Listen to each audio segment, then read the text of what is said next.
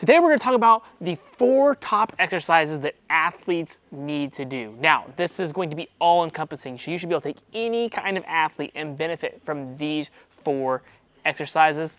Let's talk about them. Hey there, Brandon Spilley here from Thirst Gym, and today we're going to talk about the 4 exercises that every athlete should be doing. And to go into a little more depth about this really quickly, I picked these 4 exercises that I think any athlete can benefit from them. Now, there's obviously a variety of different types of sports out there: swimming, basketball, baseball, football, wrestling, jiu-jitsu, cross country, track and field, which can cover short distance, long distance, throwers, jumpers, right? There's a ton of different sports that we could be encompassing. So I tried to sit down and think, if I had to pick 4 exercises that could encompass to help all of these athletes, what would they be? And so we wanted to make sure we check a couple of boxes here first. We want to make sure, obviously, that they're big, quality, compound exercises. We're going to get high return on our investment from these exercises. Number 2, not only can they improve strength and performance, but they also need to make sure that we can maintain our mobility and are able to move athletically.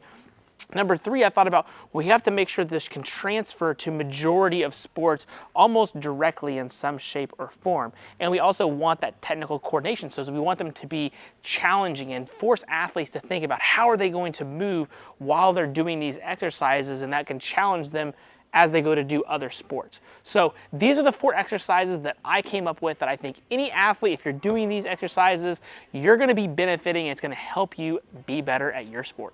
All right, the first exercise we're going to talk about here is going to be the snatch. And the reason I love the snatch for athletes is it's going to work on, 1, our triple extension. It's going to work on our coordination as an athlete to actually move weight, be explosive, improve rate of force development no matter what we're doing.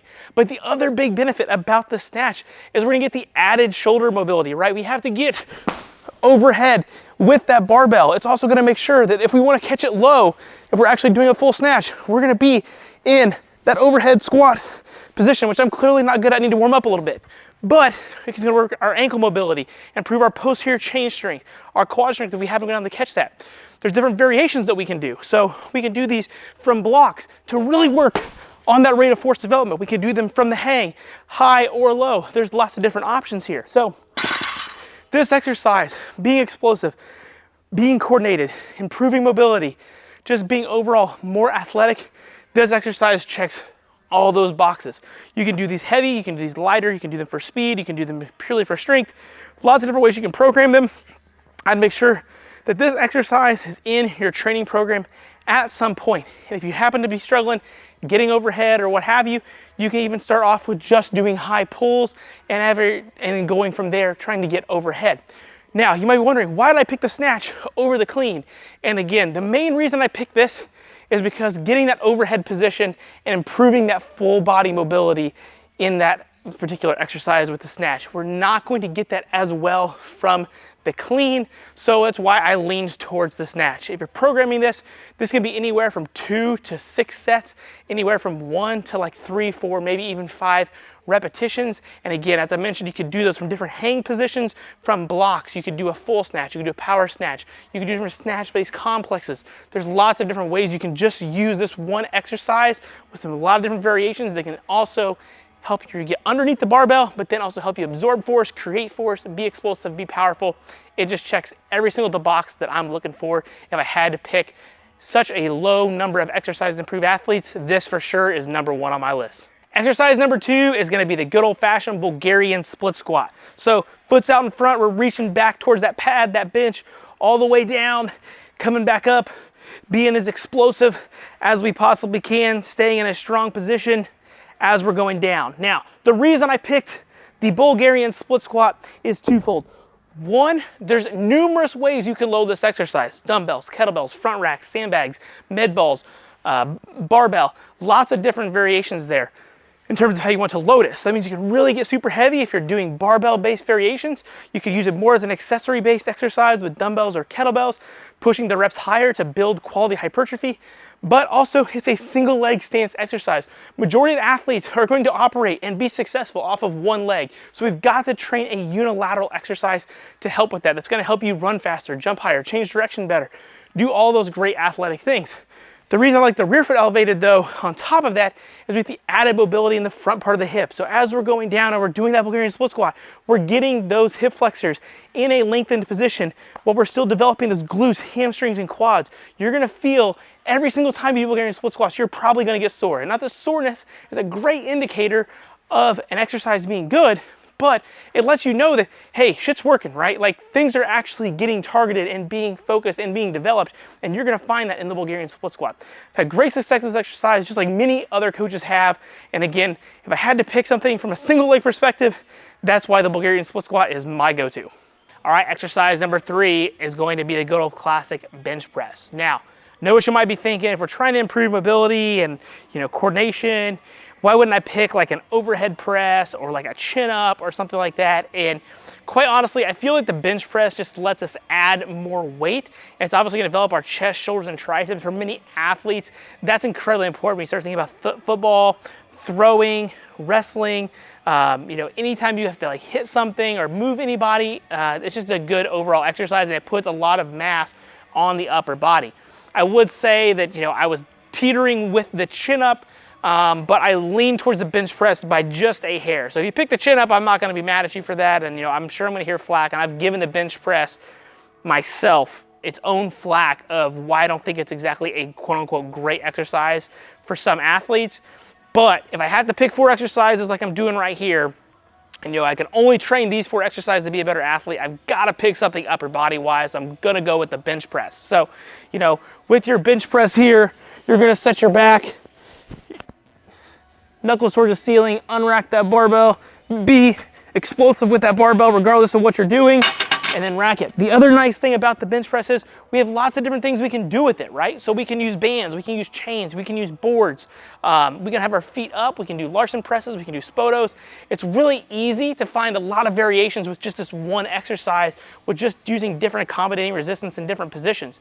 The chin up and the pull up is a little bit harder to do that, right? You pretty much are just stuck with chin ups and pull ups. You might be able to add some weight. If you're not strong enough to do them, you got to do band assistance. I just think there's a lot of different ways you can do this. And the big thing for me is like the speed component, right? So if we're doing anything that we do upper bodily explosively, then I like the bench press because, like I mentioned, we can add those bands and chains and accommodating resistance and develop that power.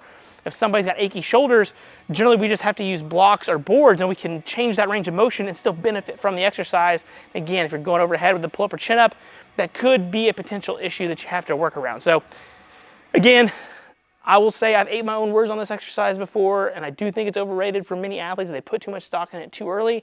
But again, if I got to pick 4 exercises, the bench press has got to be on my list. All right, the last exercise on this list, number 4, is going to be the front squat. Now, I'm picking the front squat over the back squat for one main reason, and that's going to be how it can improve your mobility as an athlete. So we've already got the snatch in there, so I really like the front squat. It's kind of why I also lean towards the snatch, because I can get that front rack position and that squat pattern also from the front squat that I wouldn't be able to get if I did the clean. I'd have to double down somewhere, right? So I'm trying not to double down, so that's why I lean towards the front squat. I actually program the front squat much more in my facility. I think in terms of improving speed and overall being vertical and improving vertical jump, the front squat is also better for that as well. We also improve ankle mobility, hip mobility. It's just a good quality exercise. Again, it checks all those boxes we kind of talked about: mobility, strength, power, speed, and the coordination of the exercise. And we also get that front rack or that upper body mobility as well from the exercise. So without trying to crush my microphone here, you're just gonna have that up there in that front rack position. And I like to use a ramp because of my poor ankle mobility and pelvis mobility, but I still get those elbows up, coming down, up and explosive, in with that front squat. Again, if you can't do this, then you can just go with a zombie squat. So here, back up, totally okay. Or you can go old school bodybuilder with the cross as well. Obviously, I'm gonna recommend that initially you start trying to see if you can get that front rack position. If you can't, start off with that zombie squat first to really work on being in a good quality position, and then try to open up those lats, those triceps, those forearms, so that you can get in that front rack position. This is a great overall strength-based exercise.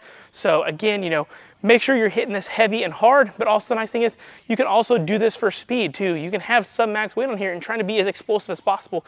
And it's also gonna help improve your rate of force development as an athlete.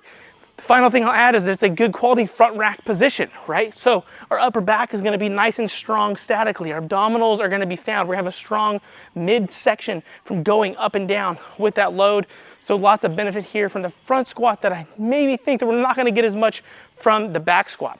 The other thing is, if the front squat really gives you troubles, then you could obviously go with a goblet squat early on, especially if you're younger, and build up towards that front squat, and you're gonna get a lot of the same benefits without having to deal with that front rack position, as long as you can get it loaded up heavy enough. And then once you feel like you've tapped out the load potential on some of your dumbbells, then you can come to the front squat as well.